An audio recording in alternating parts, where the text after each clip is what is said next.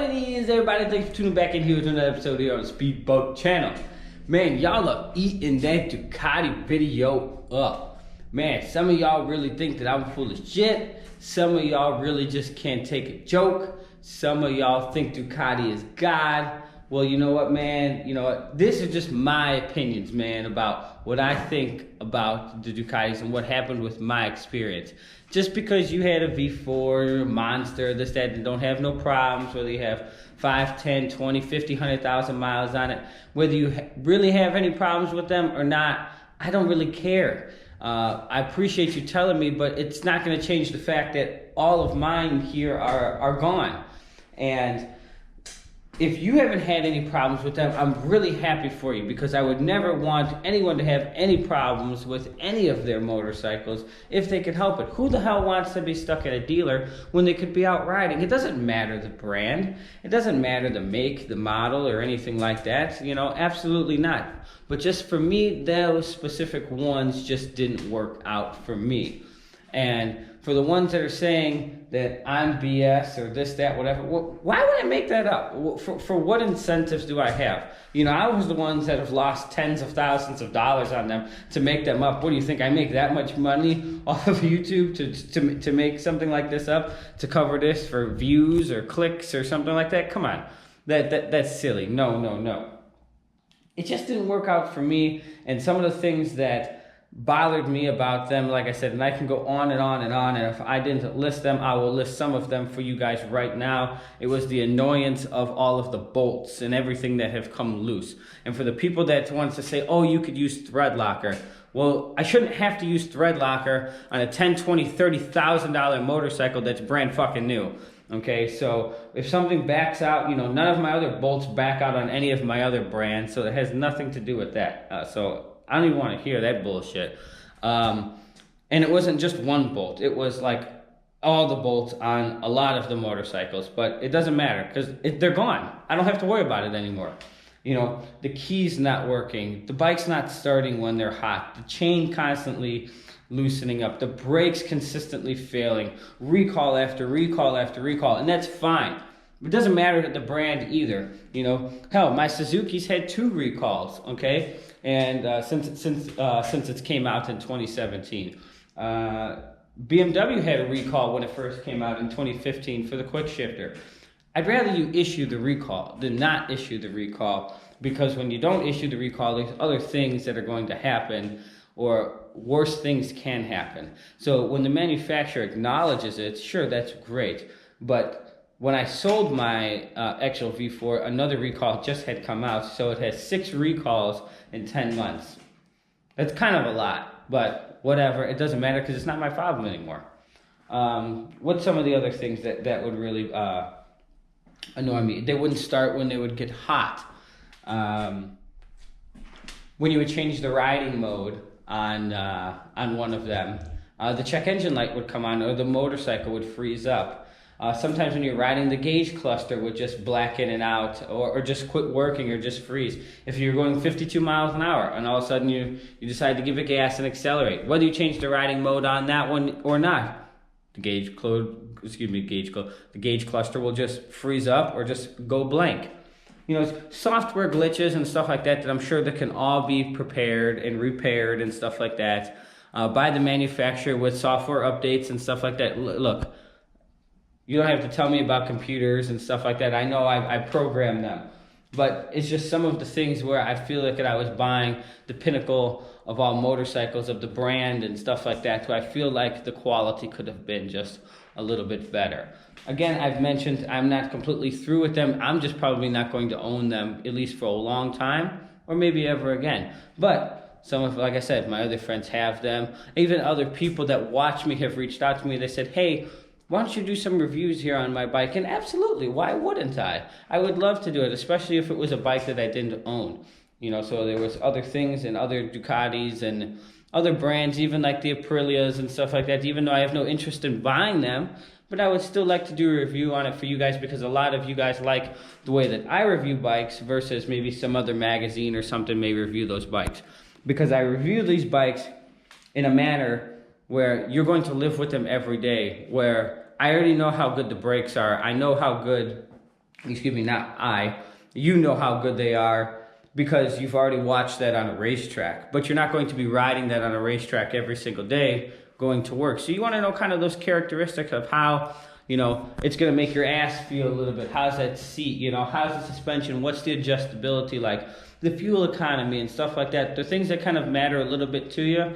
And all of those things kind of go out the window when you're on the racetrack, even though these bikes and stuff like that, they're kind of bred for the racetrack. But without going too far off topic, you know, some of the things that I say in my reviews resonates a little bit better with some people than others. Some people really dislike it. Some people say, hey, I don't know what I'm talking about. Some people say, this is the viewer I was looking for. I can't please everybody in one video, and I'm not going to try to be. Remember, I do this as a hobby, and I have fun doing it. But I feel that I owe some of the people, you know, and some of you guys just a little bit of an explanation, but I don't get butthurt. Hey, you want some negativity, say, drop it in the comments below. Cool, read it, skim over it. Thanks. You know, but remember, you're watching my channel, and if you don't like what I have to say, you really don't have to be here, and you can go watch somebody else's channel. But if you'd like to be here and listen to what I have to say, and if you'd like to provide some feedback, I'm always willing to read and acquire and obtain your feedback into maybe something positive, because that's all this channel is about. It's about positivity and good vibes and a good time, and that's all we're going to have here. So but I still will absolutely see those Ducatis, and you'll catch me on another one again. It won't be the end of it, and I can't wait to see the new V4R come out, even though it's not for me and I'm not going to buy it, but other subscribers and hell, other YouTube friends and stuff like that will have them. And shoot, even probably when it comes to the local Ducati dealer, I'm going to go check it out and see it because I just love motorcycles. But in my opinion, they just weren't the bike for me, the brand for me. And hell, some people don't like Suzukis, you know, so it ain't the bike for them. So yeah, so hey, some people don't like Suzuki, and if you don't like Suzuki, just because I like it and I think that it's awesome or whatever, you know, hey, it just might not do it for you.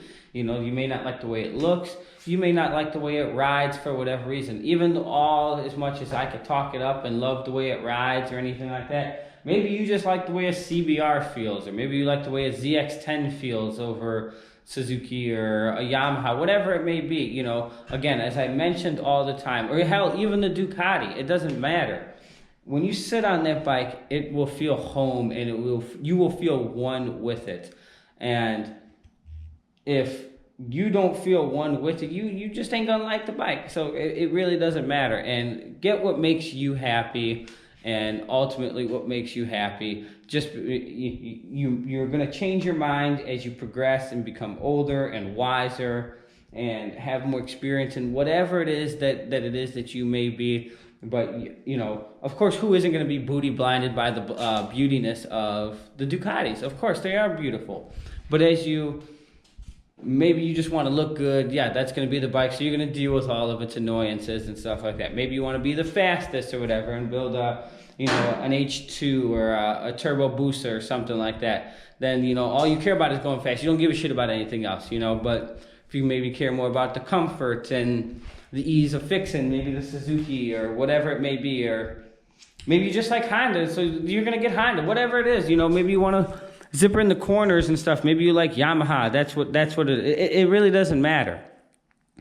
Get what makes you happy, what ultimately makes you happy, and when you get that, you can't put a price on happiness if it really, really, really makes you happy.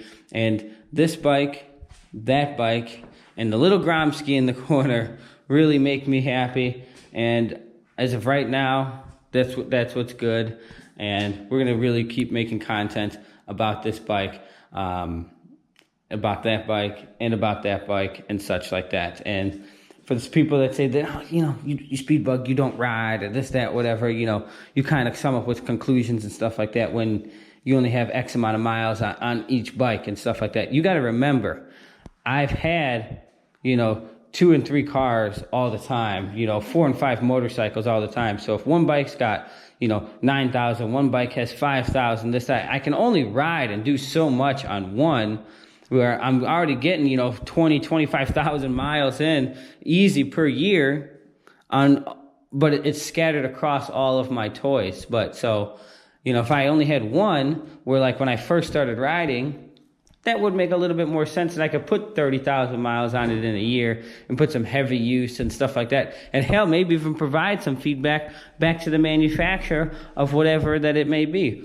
But I like to spread it a little bit and enjoy my, enjoy my toys and stuff like that. Now that I have the truck and the Silverado and stuff like that, we're going to do things a little bit differently, but I'm still very happy that I experienced the Ducatis and went through it. Just not happy that I lost the cash. Who would be that they lost the cash? But you know what? That's part of the experience and everything. It's not about what you do with it. It's how you learn from it and you grow with it. And it doesn't matter that I bought them new. I didn't buy them to get into the resale value or anything like that, but I had the intention. I'll be first to admit, you have the intention, you buy something. If you don't like it, you automatically know, especially if it's new, you're going to take the depreciation hit, and I was okay with that, no problem. Whether it's 25, 30% to that, but not 60%. That's what kind of pissed me off. But some people that have commented and said, hey, well, it's Italian. Maybe you should have known better. Maybe you should have done your homework a little bit. Maybe I should have. Who knows? It doesn't, but you know what? It doesn't matter. I already paid for it. I already paid for the price. They're already all done, paid off. And we're here to move on to the next. That doesn't mean that I won't ever not buy anything that's not going to lose its value in it completely. You know, maybe I'll just look into it or second guess maybe that if I really do want to buy it, not knowing if I'm really going to like it and keep it as long as that I kept those bikes or anything else, of whatever that it may be on anything in life. It doesn't have to be a Ducati or a motorcycle. It could be a car or any other asset that I deem fit for myself. So, but without me rambling and stuff like that, and you know, we live and learn from mistakes and experiences, and I don't believe it was a mistake. I believe it was all, more than anything, an experience. And I shared my experience with you guys, and now you guys know. My experience was they didn't work out for me. They weren't reliable enough for me to keep them, and so I just moved on. That's it. No big deal. But that's going to wrap it up here for today's video. If you guys like what you saw, again, Facebook, Instagram, Facebook, Instagram, @TheSpeedBug. Same name here as YouTube. And we'll see all of y'all for some more episodes here on the Speedbug channel. Peace, guys.